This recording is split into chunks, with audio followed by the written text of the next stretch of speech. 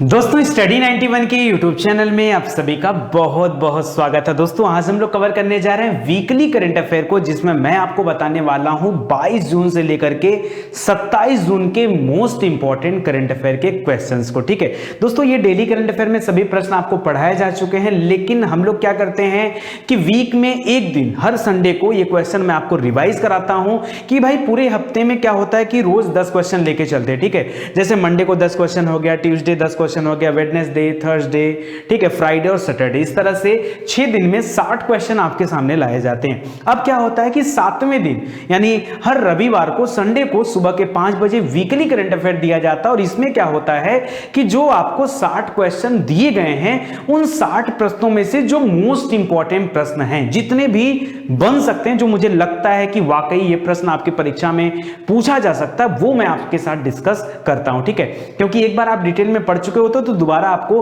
केवल याद दिलाना होता है कि आप जो है एक बार याद कर लो, सोच लो, अगर गलती से भी भूल गए हो तो आप इन चीजों को रट लो या याद कर लो। ठीक है, फिर जब हम लोग मंथली करंट अफेयर को कवर करते हैं तो वहां के लिए मुझे बड़ी ही आसानी हो जाती है, क्योंकि वहां पर आपको ज्यादा दिक्कत नहीं होता है। ठीक है, एक बार डेली पढ़ लिया, एक बार वीकली पढ़ लिया, एक बार मंथली पढ़ लिया, आप बता दो अभी आपको और क्या जरूरत है।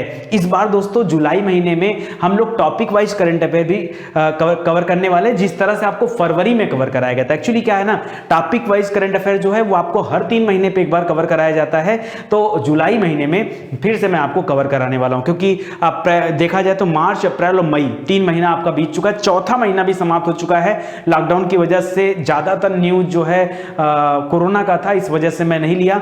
अब जुलाई महीने में जरूरी हो गया है कि आपको वीडियोस दे दिया जाए। ठीक है, चलिए स्टार्ट करते हैं, और इसका पीडीएफ भी आप डाउनलोड कर सकते हैं, नीचे डिस्क्रिप्शन में लिंक दिया गया है, वहां जाकर के आप पीडीएफ डाउनलोड कर सकते हैं, वेबसाइट पर आकर के इसका टेस्ट भी दे सकते हैं, या फिर एप्लीकेशन पे आ गए तो फिर कोई बात ही नहीं है। ठीक है, तो वहां पर भी आपको टेस्ट, पीडीएफ सब कुछ अवेलेबल है। ठीक है, तो जल्दी से, अगर अभी तक आपने एप्लीकेशन नहीं इंस्टॉल किया तो जल्दी से इंस्टॉल कर लीजिए, क्योंकि आपके लिए बड़ा हितकारी होगा। देखिए एक क्वेश्चन दे रहा है दोस्तों, गरीब कल्याण रोजगार अभियान। ठीक है, इस संबंध में 2-3 कथन दे रहा है, आपको बताना कौन सा कथन सत्य है। मैं जानबूझ के इस तरह के प्रश्न देता हूं, जानता हूं कि आप डिटेल में अपने मन से पढ़ोगे नहीं, मुझे क्वेश्चन नहीं देना पड़ेगा। लिख रहा है, इस योजना की शुरुआत प्रधानमंत्री मोदी जी द्वारा बिहार के खगड़िया जिले के ग्राम तेलिहार से 20 जून 2020 को किया गया, यानी इस साल 20 जून को मोदी जी ने इसका क्या किया, इस योजना की शुरुआत किया।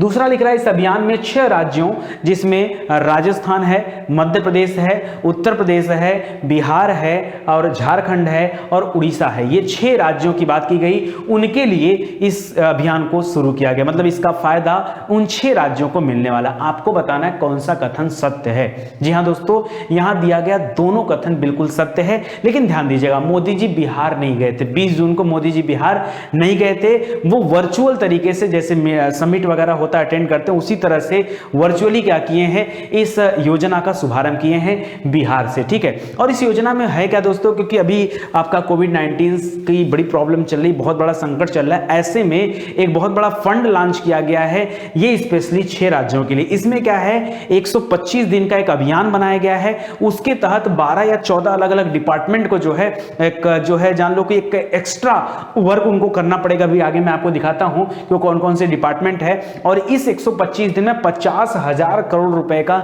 इन्वेस्टमेंट किया जाएगा, और उसका पूरा फायदा इन 6 राज्यों को मिलने वाला है। चलो एक बार आप आंख मूंद करके याद करो, मान लो आप राजस्थान में हो, तो राजस्थान देखो, ये राजस्थान से मध्य प्रदेश, फिर उत्तर प्रदेश, फिर बिहार, फिर झारखंड और फिर आपका उड़ीसा। ठीक है, इस तरह से 6 राज्य हैं, तो इनको आप जो है ध्यान दीजिएगा। ठीक है, चलिए आगे बढ़ते हैं। करा इस अभियान में 12 विभिन्न मंत्रालयों को सम्मिलित किया गया, जिसमें पंचायती राज है, ग्रामीण विकास है, सड़क परिवहन है और राजमार्ग है, खान मंत्रालय, स्वच्छता और पेय है, ठीक है, पेयजल, पर्यावरण, रेलवे, नवीकरणीय ऊर्जा, पेट्रोलियम, प्राकृतिक गैस, इस तरह से इतने सारे डिपार्टमेंट को कवर किया गया है, और पूरा का पूरा जो है इन्वेस्टमेंट किया जाएगा, उसका लाभ जो है सबको मिल पाएगा। काफी इंपॉर्टेंट क्वेश्चन है, ध्यान दीजिएगा। लिख रहा है कि नेपाल के राष्ट्रपति के सिग्नेचर के साथ भारत के 3 इलाके को शामिल शामिल दिखाने वाला नया मैप संविधान का हिस्सा बन चुका है। और आप नेपाल के राष्ट्रपति का नाम बता दीजिए। दोस्तों इशू क्या था, एक बार मैं आपको याद दिला देता हूं। जिस तरह से हमारे यहाँ लोकसभा, राज्यसभा है और उसके बाद राष्ट्रपति का हस्ताक्षर होता है किसी भी तरह का अगर कुछ नियम कानून आता है तो ठीक है, उसी तरह से नेपाल में भी है। तो नेपाल में भी एक भी वोट विपक्ष में नहीं पड़ा, पूरा वोट इस चीज के पक्ष में पड़ा था। इसमें क्या था दोस्तों, उत्तराखंड के 3 स्थान थे जिनको नेपाल ने अपने मैप में दिखा दिया। ठीक है, ये बड़ा ही गलत था। जब वो स्थान आपका नहीं है तो आपने अपने मैप में उसे कैसे दिखा लिया। भाई आपके घर के आसपास भी ऐसा होता होगा। मान लीजिए हमारा खेत है और हमारे खेत को हमारा पड़ोसी अपने नकल में दिखाता है या अपने खेत में दिखाता है भाई कि हमारा खेत है, तो हम तो आपत्ति करेंगे ना। तो उसी तरह से भारत ने आपत्ति दर्ज की कि भाई नेपाल के द्वारा एक कदम जो उठाया जा रहा है बिल्कुल गलत है। लेकिन आपत्ति दिखाने के बाद भी नेपाल की संसद में इस चीज को पास कर दिया गया। वहां की जो राष्ट्रपति थी उन्होंने हस्ताक्षर भी कर दिया। विद्या देवी भंडारी, आप इमेज में देख सकते हैं, विद्या देवी भंडारी नेपाल की क्या है, राष्ट्रपति हैं और उनके द्वारा यह कार्य किया गया। तो ये सभी आप याद रखेंगे। वो 3 स्थान भी आप याद रखेंगे। याद रखिए, काला पानी एक जगह का नाम है, लिपू लेक दूसरी जगह का नाम है, लिपू लेक दर्रे का भी नाम सुना होगा, और है लिम्पिया धुरा। ये 3 वो स्थान है जिसको नेपाल ने अपने नक्शे में दिखाया है। तो ये काफी इंपॉर्टेंट, इसको आप याद रखेगा।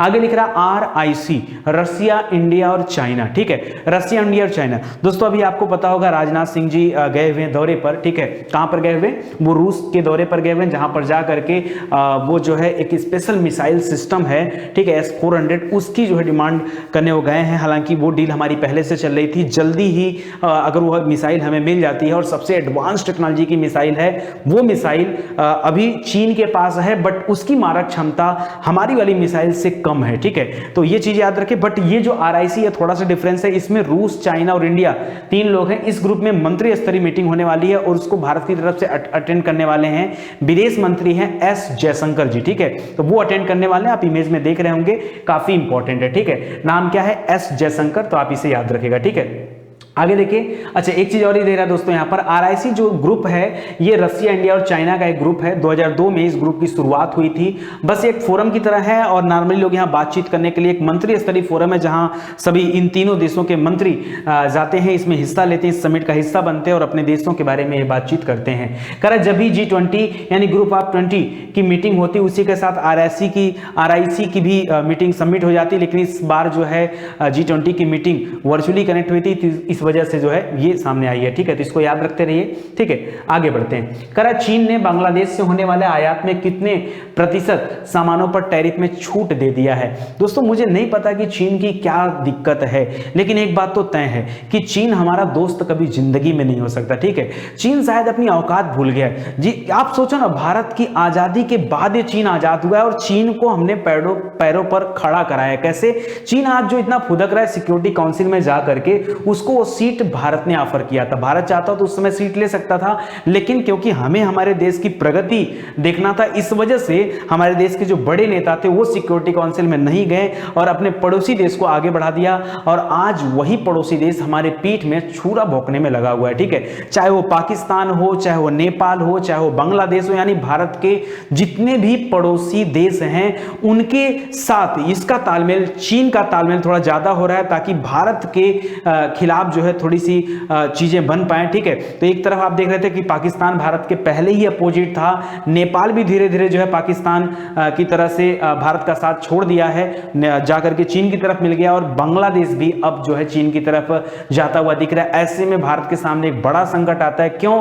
क्योंकि अगर हम तीनों तरफ से जो हमारे छोटे मोटे राज्य हैं ये बफर राज्य होते हैं, अगर ये चीन के साथ मिल गए तो उसका मतलब तनाव और भी ज्यादा बढ़ेगा, ये बॉर्डर पर जो समस्याएं हो रही हैं वो और ज्यादा बढ़ेंगी। तो उसको लेकर के थोड़ा सा और ध्यान देने की जरूरत है। हालांकि डरने की कोई बात नहीं है, क्योंकि अगर हम गलत नहीं है तो हमें डरने की कोई आवश्यकता नहीं है और हम सक्षम है। ठीक है, ये ऐसा समय है जब पूरे देश को एक साथ मिलकर एकजुट होकर के जो चीनी सामानों का बहिष्कार हो रहा है, बिल्कुल सही हो रहा है। ठीक है, जितने भी चाइनीज आइटम है मैं खुद कहता हूं कि नहीं, आप उसका बहिष्कार करिए। क्यों? क्योंकि इंटरनेशनल लेवल पे अच्छा कुछ लोग बोलते हैं कि मोदी जी क्यों नहीं प्रोडक्शन बंद कर देते या उनसे सामान मंगाना बंद कर ले। देखिए, उतना आसान होता तो शायद मोदी जी ने पहले ही कर चुके होते या कोई और भी कर चुका होता। मैं स्पेशली किसी को नहीं कर रहा हूं, लेकिन आप बात समझो।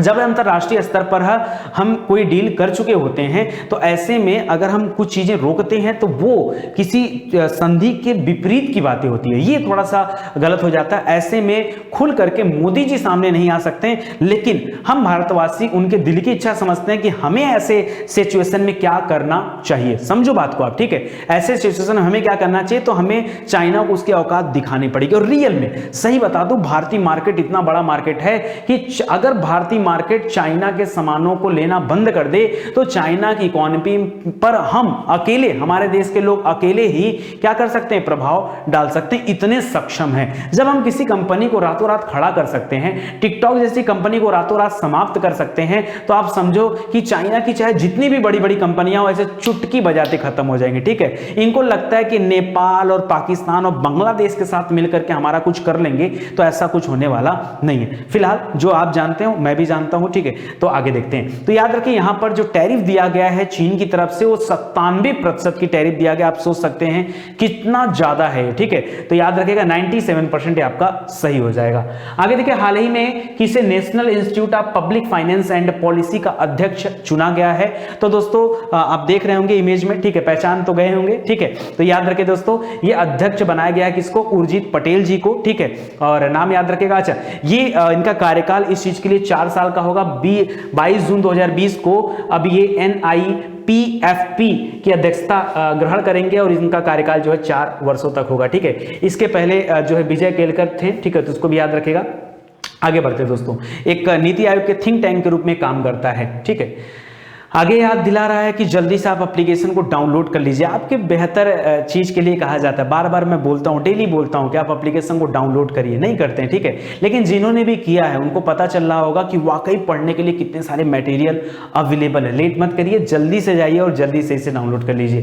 कह रहा उत्तर प्रदेश के किस जिले में शिवालिक लिख लीजिएगा, शिवलिक लिखा हुआ, शिवालिक जंगल से 50 लाख वर्ष पुराना हाथी का एक जीवाश्म मिला। एक्चुअली में हाथी का एक जबड़ा है, ठीक है।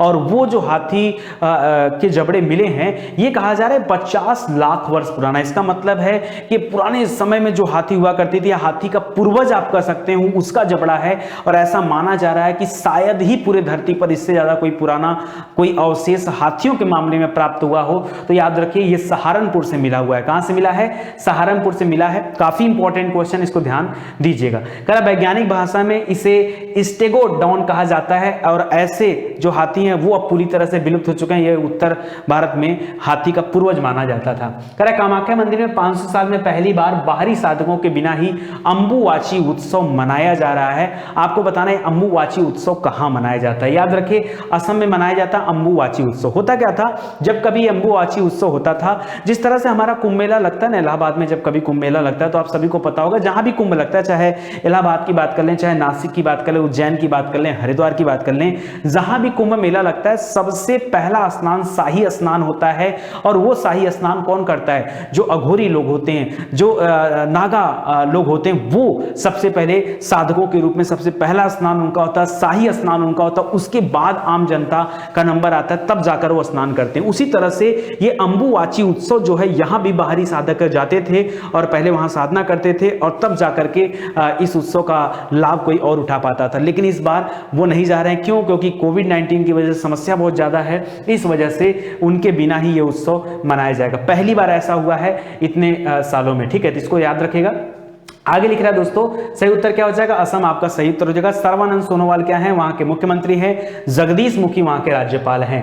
कह रहा 21 जून 2020 को निम्न में से कौन सा दिवस मनाया जाता है। वैसे जनरली हम लोग ये जानते हैं कि 21 जून को योग दिवस मनाया जाता है। अब तो योग दिवस को अंतरराष्ट्रीय स्तर पर मनाया जाता है, अंतरराष्ट्रीय योग दिवस के रूप में मनाया जाता है। एक चीज आपको और भी याद होगा दोस्तों, ज्योग्राफी जब कभी हम लोग पढ़ते हैं तो हम लोग देखते हैं कि 21 जून को ही सबसे बड़ा दिन होता है। क्यों? क्योंकि सूर्य जो होता है वो उत्तरायण हो गया होता है और वो सूर्य सीधे आकर के कर्क रेखा के ऊपर चमकता है। इस प्रकार से उत्तर भारत में, या आप कह सकते हो उत्तर भारतीय पृथ्वी के उत्तरी गोलार्ध में सबसे बड़ा दिन कब होता है, 21 जून को होता है। ये भी आप याद रखिएगा, काफी इंपॉर्टेंट है। बाकी आपको केवल एक ही दिवस पता है, बट यहां 3 दिवस दिए गए हैं। विश्व संगीत दिवस, ये भी 21 जून को मनाया जाता है। परीक्षा में पूछ दे तो ज्यादातर लोग गलत करके ही आएंगे, आप मत करना, आपको पता है, ठीक है। विश्व संगीत दिवस, अंतरराष्ट्रीय योग दिवस और विश्व हाइड्रो हाइड्रोग्राफी दिवस, ये तीनों दिवस इसी दिन मनाए जाते हैं। तो याद रखेगा, काफी इंपॉर्टेंट है। 21 जून का मैं आपको बता दिया हूं, इसको ध्यान रखेगा। इस बार संयुक्त राष्ट्र ने 6वां क्या मनाया है, योग दिवस मनाया है, और इसका थीम था yoga for health, yoga on home. घर में रह के अपना योगा करिए, ठीक है। किसके वजह से? कोविड-19 की वजह से। संगीत दिवस भी 21 जून को ही मनाया जाता है। म्यूजिक एट द इंटरसेक्शन, इसका क्या था, थीम था इस बार का, ठीक है। इसको फ्रांस में स्टार्ट किया गया था, ठीक है, और इसको ध्यान रखेगा। चलिए, हाइड्रोग्राफी भी 21 जून को मनाया जाता है। हाइड्रोग्राफी का मतलब होता है जल सर्वेक्षण, पानी की गहराई मापना, पानी के नीचे मौजूद चीजों का पता लगाना, ठीक है, ये सभी इसमें आते हैं। अगला क्वेश्चन देखिए, कोरोना पेशेंट के इलाज के लिए दुनिया का सबसे बड़ा कोविड-19 सेंटर कहां पर बनाया गया है? बहुत बड़ा सेंटर बना, पता है, ये इसमें एक साथ 10,000 पेशेंट को रुकने के लिए व्यवस्था बनाई गई है, ठीक है। बहुत बड़ा 300 एकड़ में फैला हुआ 10,000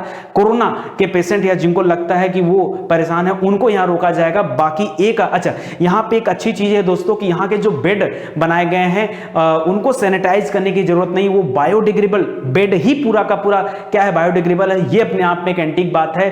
प्लस 1000 ऐसे बेड भी लगाए गए हैं जिसमें ऑलरेडी बेड के साथ ऑक्सीजन टैंक लगा हुआ है, ताकि अगर कोई बहुत ज्यादा दिक्कत में है पेशेंट तो उनका जो है इलाज किया जा सके। इसके अंदर पैथोलॉजी वगैरह भी लगाया गया है, तो सब कुछ है यहां पर। तो याद रखिएगा, ये एक बहुत बड़ा सेंटर है, आपने नाम सुना होगा, छतरपुर इलाके में, दिल्ली के, ठीक है। 300 एकड़ में फैला हुआ है, राधा स्वामी सत्संग व्यास, ठीक है, वहां पर ये चीजें लाई गई है, ठीक है। तो ये जो भी चीजें थी मैंने आपको मोटी मोटा बता दिया, आपको समझ में आ गया होगा। गालवान घाटी में चीन की सेना से हिंसक झड़प के बाद सरकार ने सेना को कितनी रकम तक के हथियार खरीदने का अधिकार दे दिया है? तो दोस्तों, आप सभी को पता होगा, गलवान घाटी में लगातार चीन के साथ हमारी झड़प हो रही है।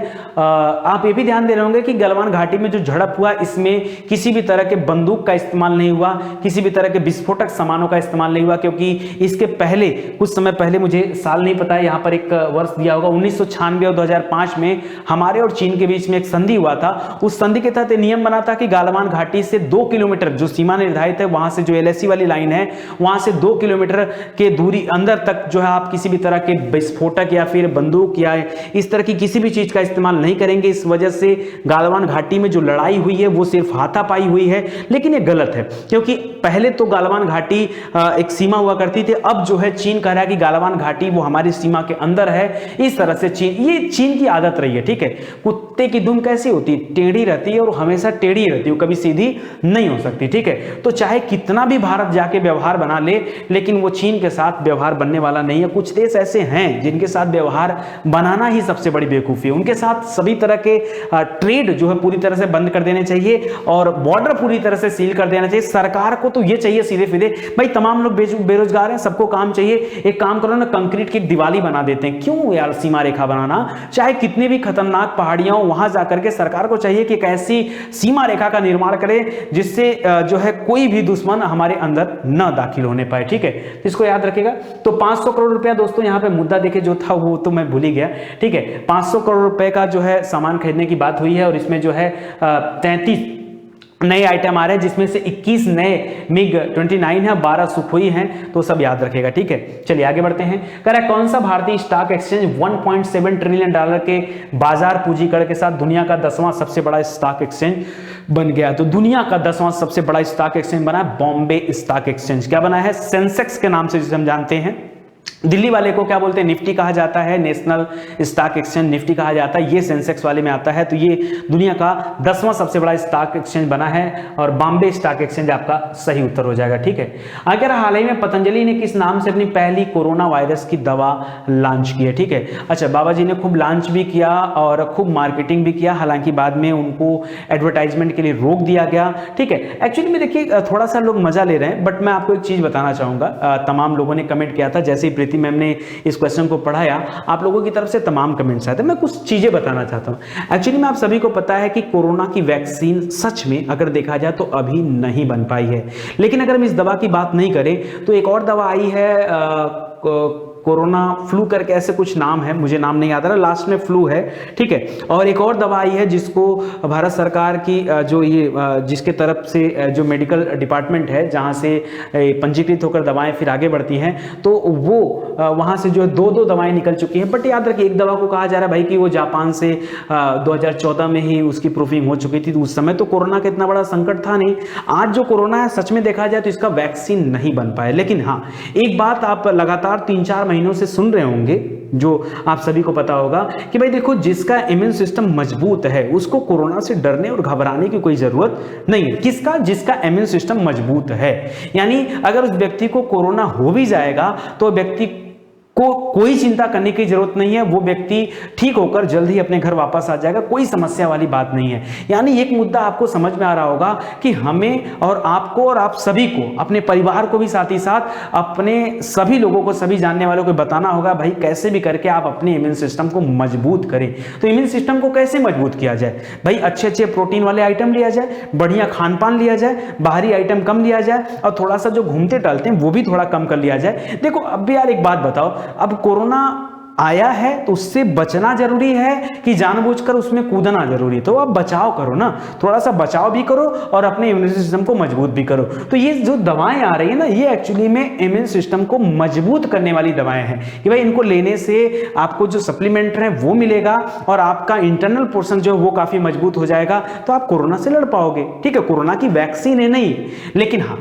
बाबा जी ने गलती यहां पर एक किया, रामदेव जी ने, ठीक है, कि इसको प्रचारित किया ये बोल करके कि कोरोना की दवा है। ये बोलना यानी एडवर्टीजमेंट जो आप कर रहे हो वो सही ढंग से एडवर्टीजमेंट करो, गलत एडवर्टीजमेंट गलत बात है। तो ये पूरा मुद्दा था और इस दवा का नाम है कोरोनिल। क्या नाम है? कोरोनिल। ऑप्शन नंबर 4 आपका सही हो जाएगा। आगे देखिए, अंटार्कटिका में पाए गए पहले जीवाश्म अंडे का नाम क्या है? ठीक है, अंटार्कटिका में जीवाश्म अंडा मिला है और इसका नाम रखा गया द थिंग। क्या नाम है? द थिंग इसका नाम है, जिसको भी आप ध्यान रखिएगा। ठीक है, चलिए आगे बढ़ते हैं। जर्मन बुक ट्रेड ने अपने प्रतिष्ठित 2020 शांति पुरस्कार के लिए किस प्रसिद्ध भारतीय अर्थशास्त्री को चुना है? तो चुना है अमर्त्य सेन जी को। किसको चुना है? अमर्त्य सेन आपका सही उत्तर हो जाएगा। जर्मन बुक ट्रेड, ठीक है, जिसकी तरफ से शांति पुरस्कार दिया जाता है। हालांकि नोबेल वाले भी अपना शांति पुरस्कार बांटते हैं, लेकिन वो अलग है। इस बार तो नोबेल के लिए अभी कोई अनाउंसमेंट नहीं हुआ है। ठीक है, और मुझे नहीं लगता कि इस बार होने वाला भी है। करा लीजेंड ऑफ सुहेलदेव। सुहेलदेव एक राजा के थे और उनके जीवन पर एक बहुत बेहतरीन किताब लिखी गई, जिस किताब को लिखा है अमीश जी ने। अमीश त्रिपाठी इनका नाम है। ठीक है, और मुझे खुद इच्छा है कि मैं इस किताब को पढूं, क्योंकि हिस्ट्री से रिलेटेड किताब है और काफी अच्छी होगी, ऐसा मुझे लगता है। भारतीय जनसंघ की स्थापना करने वाले डॉक्टर श्यामा प्रसाद मुखर्जी जी की पुण्यतिथि कब मनाई जाएगी? अभी आपने पढ़ा था हाल ही में, श्यामा प्रसाद मुखर्जी जी के नाम पर ही कलकत्ता बंदरगाह का नाम रख दिया गया। ठीक है, तो उसको भी याद रखेगा। बाकी 23 जून को दोस्तों याद रखें 1953 में इनकी मृत्यु हुई थी डॉक्टर श्यामा प्रसाद मुखर्जी जी की, और 6 जुलाई को इनका जन्म हुआ था, तो उसको भी आप याद रखेगा। ठीक है, इन्होंने भारतीय जनसंघ की स्थापना किया था, जो आगे चलकर भारतीय जनता पार्टी के रूप में अब हमारे सामने है। ठीक है, आगे दे रहा दोस्तों कि विश्व बैंक के अनुसार 2017 के लिए क्रय शक्ति क्षमता के मामले में दुनिया की सबसे बड़ी अर्थव्यवस्था के रूप में भारत की रैंक क्या है? तो भारत इस बार तीसरी नंबर पर पहुंच चुका है। पीपीपी मॉडल पे भारत ने अपने आप को तीसरी सबसे बड़ी अर्थव्यवस्था के रूप में लाकर खड़ा कर दिया। बहुत अच्छी बात है। ठीक है, और इससे बेहतर हमारे लिए कुछ हो नहीं सकता। इस बार दोस्तों हम लोगों ने देखा कि जो हमारे विदेशी मुद्रा भंडार है वो भी बड़ा तेजी से बढ़ रहा है, रिकॉर्ड कायम कर दिया विदेशी मुद्रा भंडार ने। ठीक है, कह रहा कौन सा संगठन 30,000 वेंटिलेटर का निर्माण कर रहा है, जिसे पीएम केयर फंड से ऑर्डर दिया गया है? एक्चुअली में पीएम केयर फंड में जो भी पैसे आए थे उसमें से 2000 करोड़ रुपए का ऑर्डर दिया गया केवल वेंटिलेटर बनाने के लिए, और 2000 करोड़ रुपए में 50,000 वेंटिलेटर बनने हैं। इस 50,000 में से 30,000 वेंटिलेटर सरकारी स्वामित्व वाली कंपनी है भेल। ठीक है, नाम क्या है? भारत इलेक्ट्रिक लिमिटेड, भेल। ठीक है, वो वाला भेल मत करेगा, बेल है। ठीक है, तो याद रखेगा वो हैवी इलेक्ट्रिकल लिमिटेड है, ये भारत इलेक्ट्रिक लिमिटेड है, तो इसके द्वारा किया जाएगा दोस्तों। ठीक है, तो याद रखेगा यहां भारत हैवी मत लिखिएगा, भारत इलेक्ट्रिक लिमिटेड जो है सरकारी स्वामित्व वाली कंपनी है, इसको दिया गया ठेका 30,000 बेड बनाने का। ठीक है, तो याद रखेगा, ये भी काफी इंपॉर्टेंट है। आगे बढ़ते हैं। ई पंचायत पुरस्कार 2020 का प्रथम पुरस्कार किस राज्य ने जीता है? ठीक है, तो ई पंचायत देवभूमि हिमाचल प्रदेश ने जीता दोस्तों ई पंचायत का पुरस्कार। देखिए करा केंद्र सरकार द्वारा घोषित ई पंचायत पुरस्कारों में हिमाचल प्रदेश को देश में पहला स्थान मिला है। करा केंद्र सरकार द्वारा विकसित ई एप्लीकेशन और राज्य अपनी सर्विस एप्लीकेशन के उत्कृष्ट क्रियान्वयन के लिए ये पुरस्कार इनको दिया गया है। इंटरनेट सुविधा से जुड़ी है प्रदेश की 3,226 पंचायतें, यानी सबसे ज्यादा पंचायतें इंटरनेट से जुड़ी हुई हैं। पंचायतों में ऑनलाइन दी जा रही परिवार नकल, जन्म प्रमाण पत्र, मृत्यु प्रमाण पत्र, विवाह पंजीकरण, ये सब दिया जा रहा है और लोग घर बैठे सुविधाओं का लाभ उठा रहे हैं। तो इसके लिए हिमाचल प्रदेश को यह अवार्ड दिया गया, ई पंचायत का अवार्ड, ठीक है, ध्यान रखिएगा। केंद्रीय मंत्रिमंडल ने उत्तर प्रदेश के किस एयरपोर्ट को अंतरराष्ट्रीय हवाई अड्डा घोषित किया है? तो दोस्तों अभी हाल फिलहाल में हुआ है, कुशीनगर हवाई अड्डे को जो है इंटरनेशनल एयरपोर्ट घोषित कर दिया गया है। और वैसे भी यहां पर सबसे ज्यादा विदेशी व्यक्ति आते हैं, विदेशी सैलानी आते हैं, क्योंकि यह स्थान महात्मा बुद्ध से जुड़ा हुआ है, ठीक है। तो इसको आप याद रखिएगा, ये ऑप्शन नंबर जो है कुशीनगर वाला सही हो जाएगा। हाल ही में किस देश ने भारत के बाहर पहली योग यूनिवर्सिटी खोलने की आधारशिला रखी है? तो अमेरिका ने हाथ लगाया है, लॉस एंजलिस में योग यूनिवर्सिटी खोली जा रही है, ठीक है। तो इसको भी याद रखिएगा। और स्वामी विवेकानंद योग फाउंडेशन के जो कुलाधिपति हैं, ठीक है, डॉक्टर HR नागेंद्र, वो इसके पहले अध्यक्ष होंगे, तो वो भी आप ध्यान दीजिएगा, ठीक है। आज के लिए दोस्तों बस इतना ही। वीकली करंट अफेयर में अगर आपने इतनी बातें याद कर रखी है तो मुझे नहीं लगता आपको कोई डाउट होने वाला या किसी भी तरह की कोई समस्या होने वाली है। दोस्तों एक बार मैं आपको बताना चाहूंगा कि हम करंट अफेयर पे आपको क्या क्या दे रहे हैं। दोस्तों हम आपको दे रहे हैं डेली करंट अफेयर सुबह के 5 बजे with PDF, with test, with video, यानी तीनों चीजें, वीडियो भी है, टेस्ट भी है और PDF भी है, ठीक है, आपको दिया जाता है डेली सुबह के 5 बजे डेली करंट अफेयर। उसके बाद सप्ताह में एक दिन, हर रविवार को आपको वीकली करंट अफेयर कराया जाता है, ताकि आप पूरे सप्ताह के हर एक प्रश्नों पर अपना नजर रख सकें और वो चीजें याद कर सकें। यहां भी वीडियो दिया जाता है, टेस्ट दिया जाता है और PDF दिया जाता है।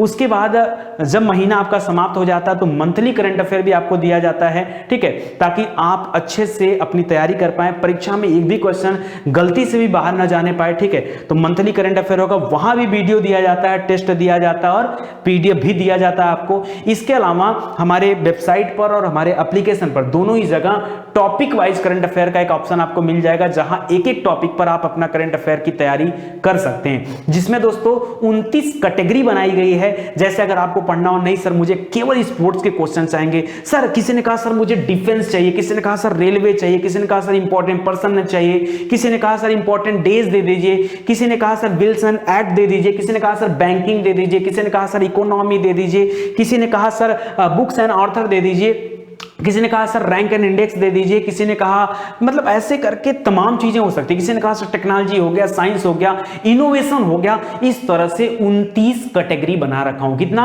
29 कैटेगरी। वो जाकर के आप पढ़ सकते हो, मतलब मजा आ जाएगा पढ़ करके। पर्टिकुलर एक एक सेक्शन में जाकर आप मजबूती से तैयारी कर सकते हो। इतने में भी अगर पेट ना भरा हो तो फिर आपके लिए है हमारे पास स्टेट वाइज करंट अफेयर, यानी एक एक स्टेट का करंट अफेयर भी हम लोगों ने बना के रखा है, वहां जाकर आप देख सकते हैं। इसके अलावा प्रीलिम फैक्ट भी है, जो भी मोस्ट इंपॉर्टेंट इशू होते हैं उसको वहां पर डिस्कस किया जाता है, तो उसको भी जाकर के आप देख सकते हैं। मुझे लगता है इतनी चीजें आपके एग्जाम के लिए पर्याप्त हैं, करंट अफेयर को लेकर के तो पर्याप्त हैं।